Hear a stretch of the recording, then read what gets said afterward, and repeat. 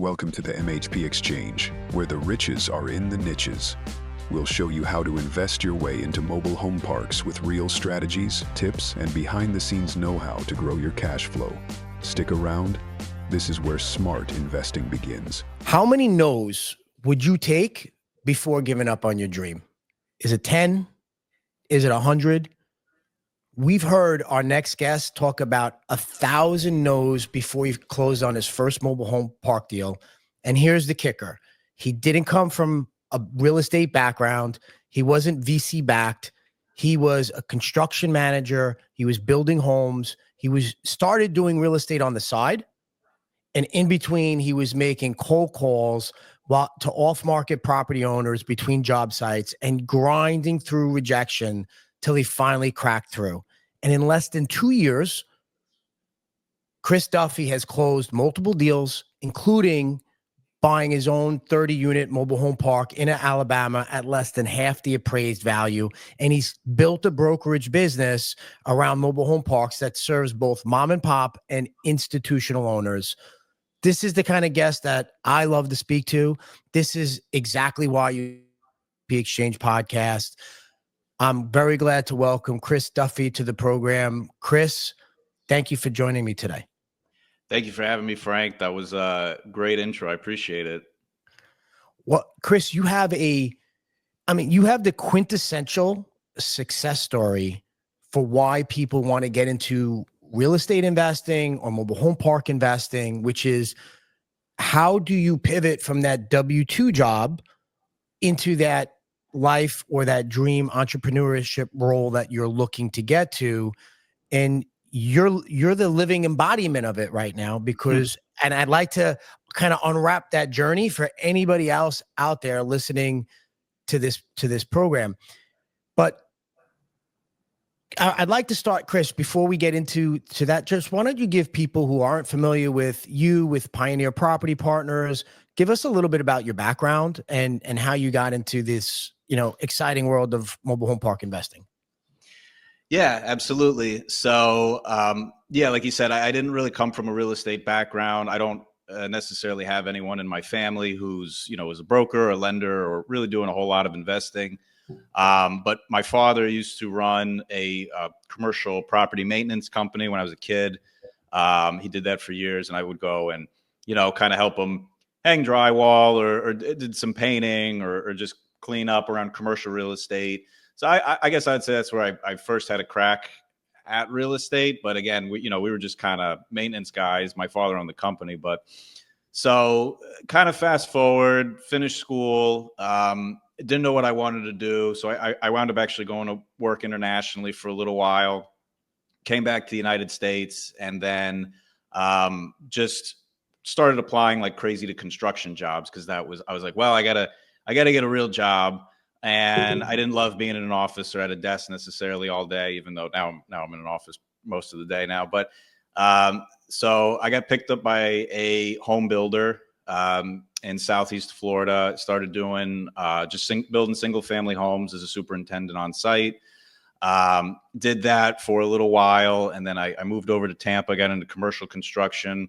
Again, as a superintendent, kind of running crews, did 400-unit multifamily, did a 4-star Marriott hotel, did some custom homes with another builder. Kind of somewhere in there, I think I just maybe from the exposure to being around real estate, I met some owners, I met some principals, but very high level. But I think I may have just gotten, call it a degree of separation from it, thinking like I should probably look into owning this stuff someday. And I did really love real estate. I understood it. You can physically touch it. You can build it. So it sort of made sense to me. So I wound up actually buying my first investment property. It was a duplex in Tampa. Bought another single family. Realized this stuff's pretty powerful. Started collecting rent. Got my real estate license pretty shortly after that, but still all while working for builders. Then I worked for a developer for a little while. So I'm kind of giving you the 50,000 foot view here, but it was probably 2 years ago or so, I realized I wanted to do something in real estate full time, whether on the transaction side or the buy side. And that was when, to kind of touch on the mobile home parks, I always looked at like apartments, maybe some other commercial. I never really paid attention to mobile home parks. I think like a lot of people, you sort of just, they're not the prettiest thing in the world, and you drive by them, and that's about it. But then I spoke to a guy who was actually buying them, and he was just raving and ranting about them, about how great they are, how he just wants to buy more. And I kind of started to pay attention to him. Like a lot of guys, I started to go down the Frank and Dave podcast, started listening to some other guys, came across guys like you who were already doing it, some other people on LinkedIn. And that was when I decided I wanted to eventually leave my W-2. I wanted to be full-time. I was gonna focus solely on mobile home parks and brokering. Started to build up a really good database, and that was when I actually stumbled across just a really good deal in Alabama, cold calling, off market. And the guy, simple mom and pop owner. I had done enough education at that point to understand what a good mobile home park deal looks like. And we took it down, and it was a great buy, and we're learning to operate it now. I own it with one other guy, just 50-50, all of our own money. And that's kind of me in a nutshell up until now. I don't know if that was kind of long, but that's me in a nutshell, I guess. No, that's great, Chris, because it does give us some base to think about. And there's a lot to unravel, because you're in real estate, in one of the core competencies of real estate. You're in construction, you're in maintenance. So you've got some knowledge of, hey, this is something that I should do. And now while you're still working, you're also looking for opportunity, right? You're looking for opportunity for yourself. And here's where a lot of people get stuck, right? They get stuck in the fact that I have a job, it's consistent, I know exactly what I'm getting. Now I'm going to take this leap of faith to try to do something else and make this other investment. And even if it's a duplex or a triplex or whatever the case is, you make that jump, and now you're wearing a different hat. Now that first deal that you did, what was it that made you say, all right, I have to start doing this? Was it, yeah, I'm not making enough money, I need to create another stream of income for myself, I need to start preparing myself for my future? I mean, what was the starting point for that? Sure. So pretty much all the above, but I would say if I could pinpoint a moment in time, it was when I've always been a very loyal, hardworking employee, but I always knew I wanted to work for myself. But I think I had gotten kind of passed up for a raise that I very much deserved. And then I recall sitting at my parents' house it was like Christmas Eve, and everyone had gone to bed, and I was sitting there working on mobile home parks. I don't care. I'll work 365 days a year, and everyone had gone to sleep anyway. So, but I realized that I thought, wow, 365 days ago, I was right here in this exact spot and having the same thought that I'm not nearly as far along as I want to be. And that really kind of woke me up a little bit. And I thought, I got to burn the boats in some way, because I can't dabble forever. You can't be like kind of an okay broker, kind of an okay mobile home park operator. I mean, I guess some people can juggle a million balls. I know guys who are like brain surgeons and own, commercial real estate. I was like, I want to go full in, and I want to blow this thing up in some way. So I think that was like the moment for me. And I just thought, I got enough savings. I own some real estate already.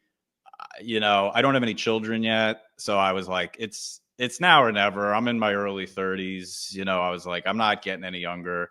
So it was time. You know what you said there? And I find this because the more I talk with other entrepreneurs and the more I see, other people who are striving and ambitious and successful and moving forward, it's when there is this element of friction that happens, right? If you would have gotten that raise and you would have gotten more money, you could have created more income for yourself, you would have justified being comfortable right there in your job. But Mm-hmm. that roadblock shifts that mindset. And I have this conversation with people here in my organization, the people I talk with. It's not about what happens to me, it's why is this happening for me, right? And it's if Mm-hmm. you shift that mindset, then you're looking at abundance. And hey, I didn't get this raise because, and now it's forcing me to look at other ways, and now I have to move forward with where I really want my life to go, right? So now I'm dictating my terms, and that's that pivot point. And I think that's a mindset shift, and so much of what we do is mindset, right? And if you have that mindset, it keeps pushing you forward because then you understand your why. But obviously it's easy to say, well, I left everything and did this, but the reality is most people need that transition period. So Mm-hmm. you're working two jobs, right? You have an income to support yourself, but now you're trying to build another business, which I've seen happen multiple times. And your focus was cold calls, and I respect that Mm-hmm. because I've built my business from that. But kind of unpack a little bit of that, because you've talked a lot about making thousands of calls. Like, how was that like before you got that single yes? How did you keep pushing forward on that? Sure. So I used to do anything I could do to not make a cold call. Like the concept, like most people, I don't think most people are born into cold calling. And I was like, there's got to be another way to get deals. Maybe I'll do mailers, maybe I'll do text message campaigns, and like all that stuff's good in of itself. But what it revolved back to is like, I just didn't want to get on the phone with a stranger and hear no. Um, so I don't know the exact moment that just sort of shocked me forward, but I think I just picked up and started doing it. And it's like it's like going to the gym. It's like, you're like, oh, I'm tired, I don't want to do it. And then you get in there and you start running, or you start doing some push-ups, and it's like you get into a rhythm. You do that enough days in a row, and it just sort of starts to become like a muscle, maybe. Um, I would say, getting through a million no's is nobody likes to hear no, but also, I mean, I think it was understanding that, it's like that old saying, like everything you want is on the other side of everything you don't want to do. And I was like, there's really only one way through. I can sit here and like have nice dreams and write things in a journal, or I can pick up the phone. And I think it was just doing that over and over and over again. And to this day, I mean, I still don't, I don't jump up and click my heels when I got to make cold calls, but I can get on the phone and I can just do it now. And it's like a muscle. I love that, though. Everything that you want is right on the other side of what you don't want to do. So Yeah. getting through that initial, and it's only the first 15 seconds, because if Sure. you can get past that, hey, Chris, this is Frank, how's the family? Great. Is there anything that you're working on that I can help you with? If you could get past that Mhm. first 15 seconds, then you're okay. Then it's a conversation. And the worst Right. thing that's going to happen is that you're going to hang up the phone on me and I'm just going to call somebody else. But That's if it. you understand why you're doing it and how you're trying to help and where you're trying to go, it doesn't impact who you are as a person, right? It doesn't make me feel any better or worse than myself if you talk to me or you don't, because I'm just going to keep moving forward. But in not having that cold caller experience, and from hearing what you're saying, not having that salesperson background, right? It didn't sound like you had Mhm. sales training. Like, how did you power through? Because I have to believe at some moments there had to be a moment of doubt in there where you were just like, am I making the right decision? Like, what was that power through for you? Yeah, no, I mean, I had multiple moments of that, and also multiple moments I think of like, why isn't this going faster? Why isn't this working? Like, is it me? Am I doing something wrong? Am I not saying the right things? Is it because I'm too young? Is it because I'm too old? Like, you start questioning everything in that moment. And of course, in the age of social media, you see guys sometimes far younger than you have in all sorts of different success, and you start to get a little self-conscious. But I think, just getting through that, it's like I said, it's just kind of realizing there's like one way through. um and there's really no substitute for just getting it done, and pushing things forward even when you hear a no. But yeah, not having that sales background or any kind of cold calling background, um, you know, I don't know if I listened to, like, maybe it was a podcast or a mentor. I'm sure there was somebody, but somebody just like really pushing cold calls. And they were just like, that is the best way to do this. Like, that is the best way to get ahead, whether it's buying or brokering. You just need to make calls, and don't overcomplicate it. Like, don't come up with some crazy algorithm and bang your head against what it's like. Just pick up the phone. And I'm a pretty simple guy too. I'm not the techiest guy in the world. But so I think that was just easy for me to wrap my head around. It's like, just pick up the phone and ask, just go for it. I don't know. Simple is best, and just having that conversation is so key. And just for anybody else out there listening right now, and one thing that you did mention was seeing other people on social media, and whether they're younger or this, and everybody always posts their wins, right? That's the easy thing to post. Nobody posts, hey, I got hung up on with 30 people calling them up or told not to. So you have to look at it with some perspective. And everybody who's ever been anywhere, they've all had some setbacks or learning experiences along the way. So that's part of it. Now, walk us through a little bit that first deal, because were you brokering it? Did you call it up, or were you looking for this as an acquisition? That first deal in Alabama that you just picked up. Sure. So yeah, I would say primarily I am a broker. That's my bread and butter, and what I'm focusing the most on. But at the end of the day, I do believe, it's like a stockbroker buys stocks too. And that's how I look. I still have to buy assets. I want to own real estate. I already own some real estate. So I always thought, I don't necessarily want to compete with buyers, but also, I do want to buy something. So when I came across this one, essentially the way it all shook out was I called up a different mobile home park owner in Alabama. I was just kind of calling Alabama, and never set foot in Alabama in my life. And so this was a woman who I had spoken to a few times, and I called her up just to check in with her, and I was going after it as a broker, and just, hey, we've got somebody we could bring in offer off market, or we have the capacity, my regular kind of pitch here. And she said, well, I really just I'm not really there. But somebody called me up the other day, and he's like down the road, and I think he's looking to sell. So maybe you want to give him a call. And I just said, okay, well, you got his phone number? She said, yeah, I got it here somewhere. She dug it up. She gave it to me. I wrote it down. I gave him a call. And, it was just a gentleman in his 70s who was ready to retire. He had one other partner on the deal. And this was just outside of Tuscaloosa, Alabama. And he started to walk me through the deal.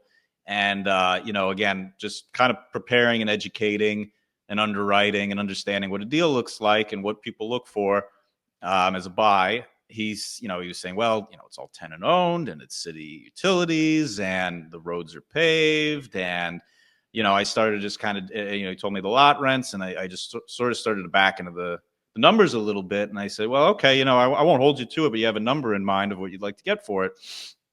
And he threw out again, back of the napkin, like, I didn't have financials in front of me. I was like, well, this sounds like a buy to me. So, over the course of a few weeks, I was continuing to kind of check in with him, and fortunately he's a CPA by trade. So he had decent records, which is kind of rare for, you're in the business, like the mom and pop, they mail you a sheet of loose leaf paper with some scribblings on it. And this actually was decent records. And I just said, well, this is a buy all day. And so I made him a few offers. One was seller financing, another, and he said, I really don't want to do that. I just kind of want to cash out. So he says, okay. And so I sent him a contract, and we tied it up. And simultaneously, I was renovating another property that I own in Tampa that I pretty much needed the money from that to buy the park. So I was juggling. I was working my regular job. I was renovating a single family unit that I owned here. And then I put this park under contract. And I said, well, I can't buy this park without selling this property first. I was looking into a 1031.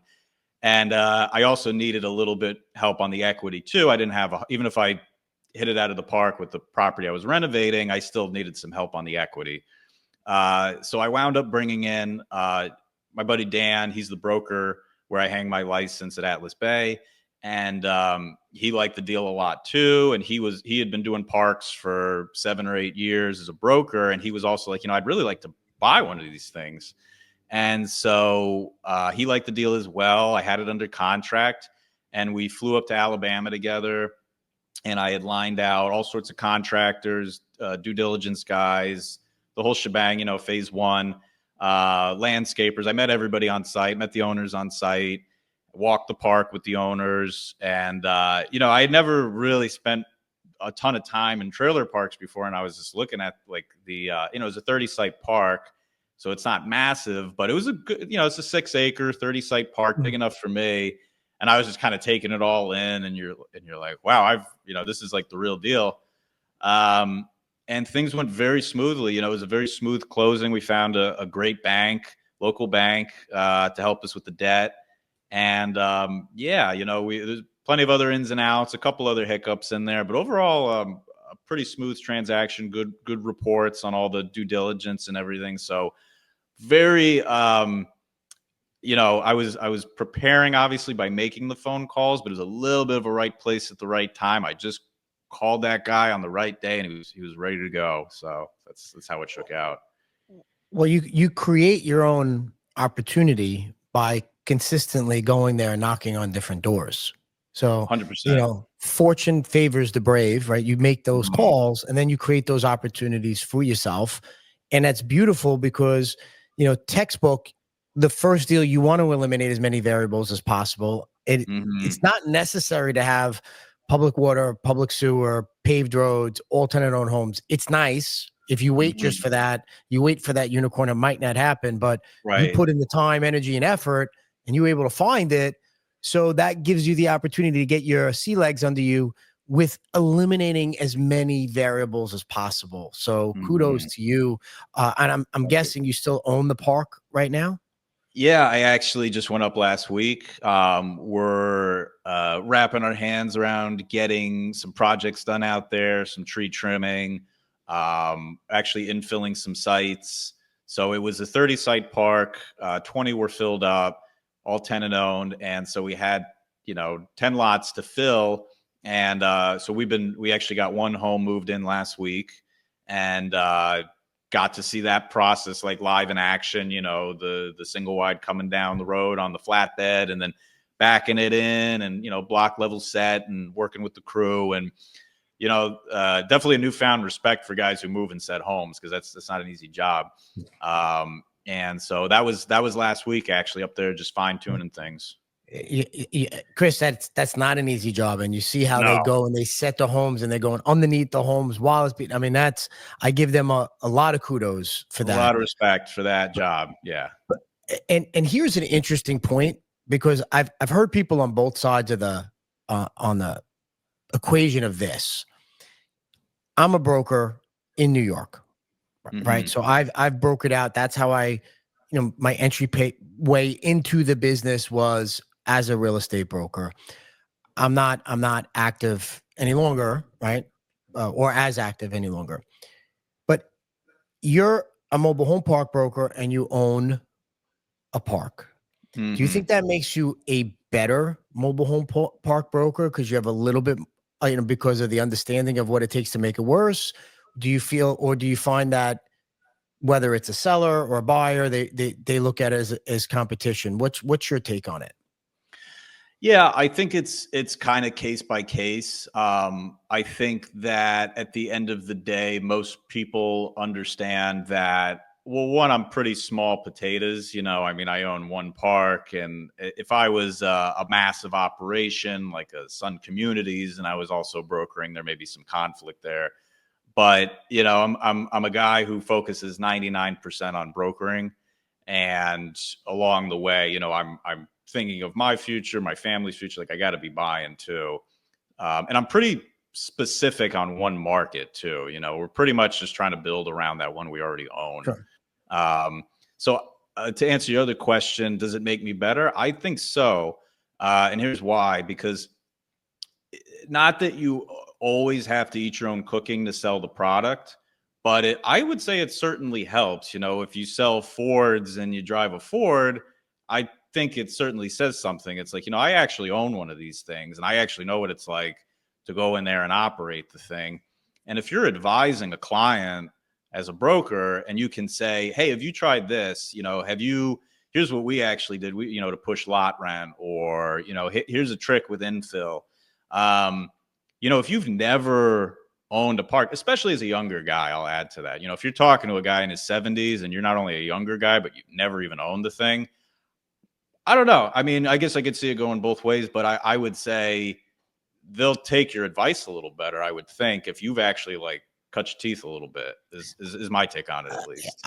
I happen to agree with that, because I've always, the salesperson license is, the license says salesperson. I always looked at it as an investment advisor. So if I'm advising people on investment strategies, having been involved in the investment and been an owner of different asset classes and understanding structure and understanding how to create that value, you could just offer some more real world practical advice to somebody who might be stepping into the space or have questions like, why would this deal work? Well, here's what you need to do. Here's how maybe you could create some cost savings. Like, it just becomes, you could add that level of advice or consultation to be a little bit more well-rounded, rather than just the marketing piece of it. Right. And so that's where I think could really offer some additional value to your clients on either side of the spectrum.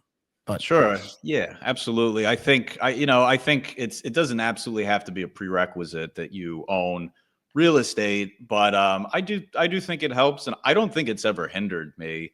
If anybody's having that dilemma, I've actually, most of the clients I'm working with now, whether it's off market or anything I've listed, they know I own a park, and it's certainly never been oh, like, well, you own a park, it's never gone that route. So I know you were mentioning to me a deal you recently closed with one of your clients in South Carolina that it was kind of like better than expected. You want to kind of unravel a little bit what was going on over there? Sure. That was that was a small deal, but it was a good win, especially since kind of jumping in recently full time. So again, came from a cold call. Just cold called a North Carolina owner. He owned a few parks. He owned some stuff between kind of smaller parks in between North and South Carolina. And that was probably the quickest I've ever gotten somebody to trust me with selling their property. I think I called him on a Friday and he signed a listing agreement Monday. I don't think he was like desperate, but I called him Friday, and then by Monday we got him to sign. And so this was in Spartanburg, South Carolina. Small, it was a 14-site park, but he gave us some pricing feedback on what he wanted. Like any good broker would do, he'd say, okay, well, let's see if we can get you a little bit more if you're wanting to list and kind of maximize the exposure on it. And, we came back and we said, hey, we could probably get you a little bit closer to here. And I think we wound up netting him about 15% higher than what he originally wanted. So, again, small deal, but a good example there, I think, of just somebody who needed a little of that advisement, that guidance. And we understood his park too, because he had a comparable setup to us with like Metron meters and, this and that. And we could kind of speak intelligently to that. Like, I have Metron meters in my park. So again, maybe little nuances like that from owning something that we were able to like kind of share with them and say, oh, let's do this. It's interesting you say that, because a good broker or advisor pays for themselves, because they are able to create some additional value for that owner, or find some additional, because you obviously have access to better data than an individual property owner would have. And that goes across all asset classes in real estate. Sure. So if you have the right broker, right, or the right representative, that could actually help that owner pay for that. That broker should be able to pay for himself and the additional Mhm. value he could bring to that transaction. So kudos for you. 100%. That's great. Now I know, and you're at this point, and you've completely pivoted away from your W-2. I mean, you're in real estate full time, whether it's brokering, whether it's owning, correct, at this point? Correct. Yep. Burned the Okay. boat 7 months ago or so. Love it, right? Because that's the only way to do it. But Yeah. and you've built your brand. This is your company. You built your brand around personal relationships, especially, mom and pop sellers. I mean, Mhm. what do you think is the number one thing that investors get wrong when they're trying to source deals direct to seller? Mhm. The number one thing they get wrong, I would say, is I've seen a few different guys take different approaches and I guess different strokes for different folks, but I would say if you're taking kind of that not adversarial necessarily, but kind of that you versus me approach, you're not going to strong arm a mom and pop owner who's owned the thing since the 70s into selling. I don't think. I mean, what, they have no debt. They've owned it forever. It's kind of an emotional sale. They're not necessarily commercial real estate people. Not all of them. I don't want to put them in the wrong box, but most of them, it's like, if we're talking mom and pops, it's a lot of one-off properties. Maybe it's got to be, I think, to use a cliche term, it's got to be very win-win.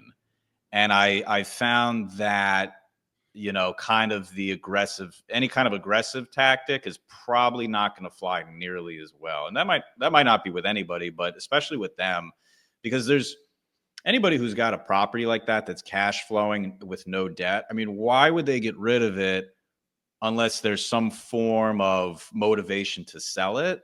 And a lot of times it's not necessarily the sales price. They want to sell it to somebody who they want to do business with. So I would say if you're going direct to seller, and again, especially if you're younger and you're talking to somebody who's again, a mom and pop, I'm assuming they're going to be at least in their 60s or 70s, is creating as much rapport, I think, that you can. And one thing I always say to a mom and pop, it doesn't matter if I'm brokering or buying, is I could learn a lot from you. Mm. Is tell them they've owned this thing for 40 years. I'm not even 40 years old.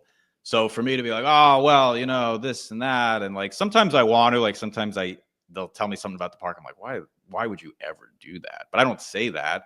I just say like, huh, okay. Yeah. Well, I'm sure you got a reason for doing it. I'm sure there's something I could learn from you. Start with that, I would say.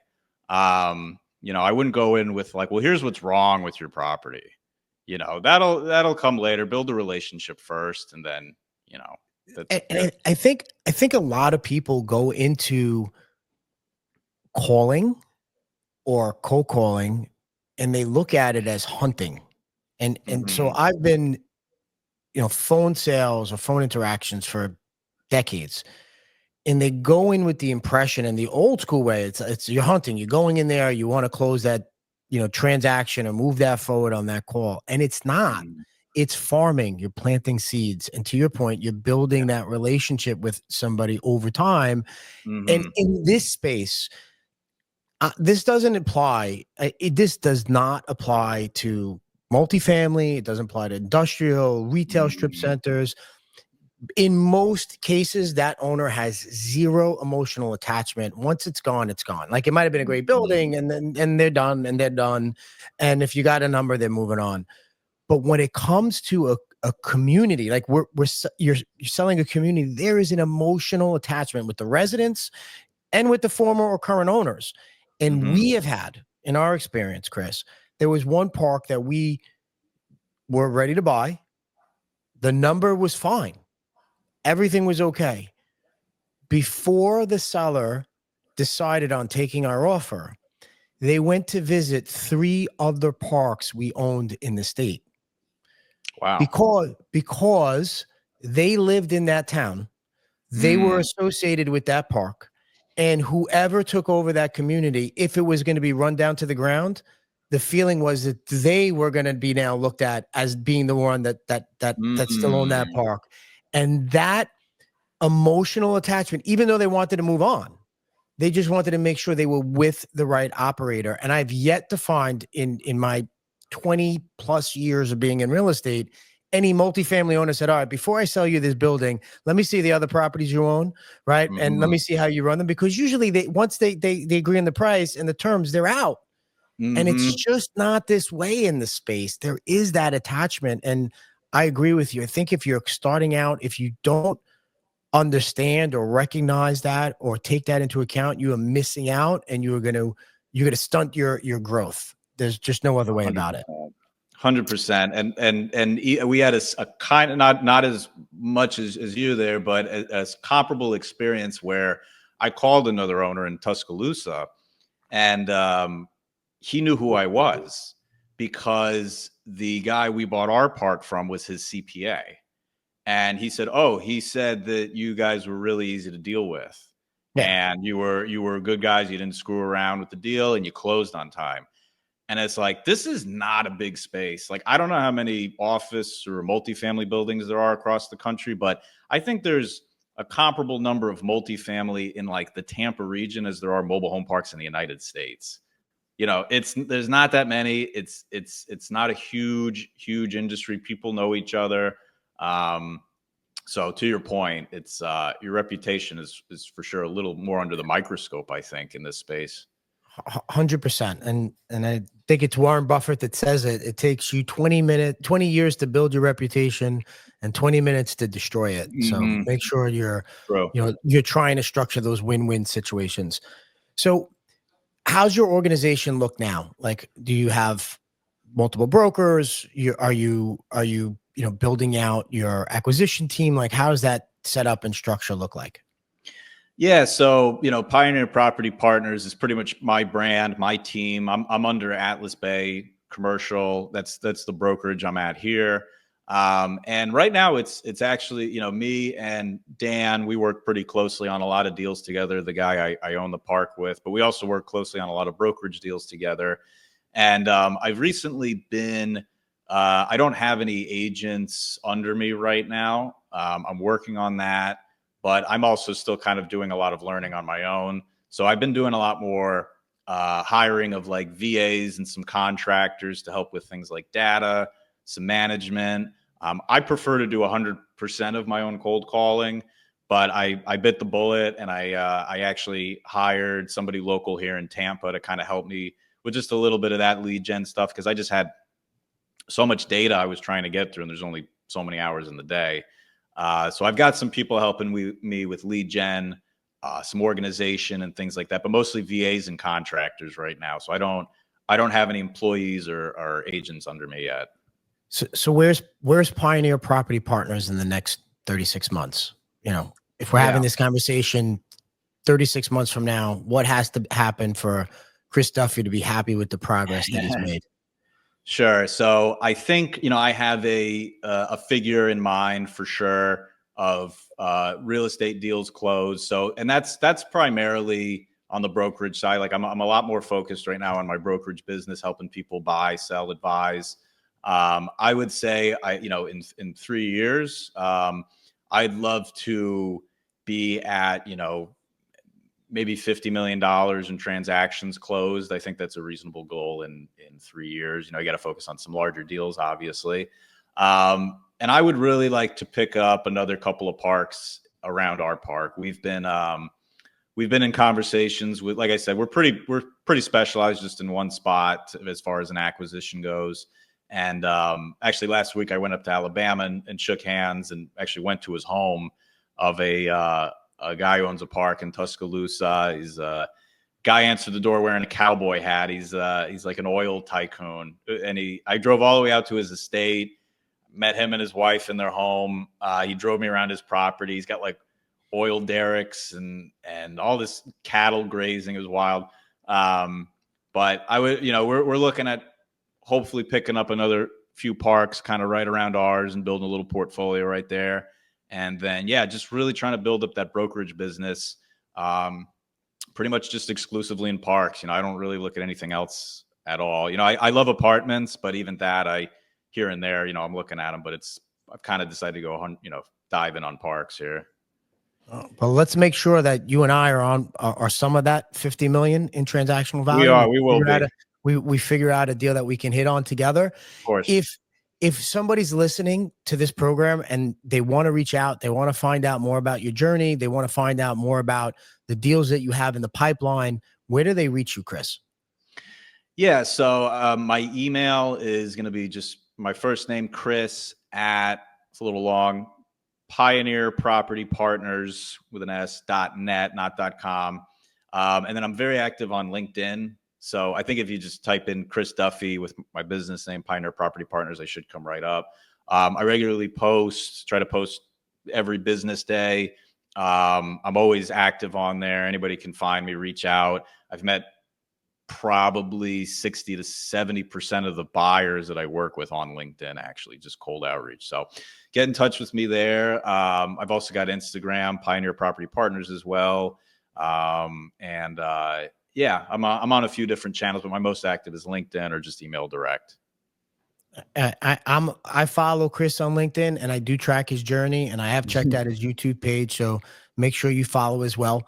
And if you've gotten value out of this episode of the MHP Exchange podcast, rate it down below, share it with somebody. That's how it helps us reach other people in the audience as we talk about creating financial freedom through real estate, making sure you have the right mindset, and really drilling into the MHP space. Until next time, everyone, happy investing.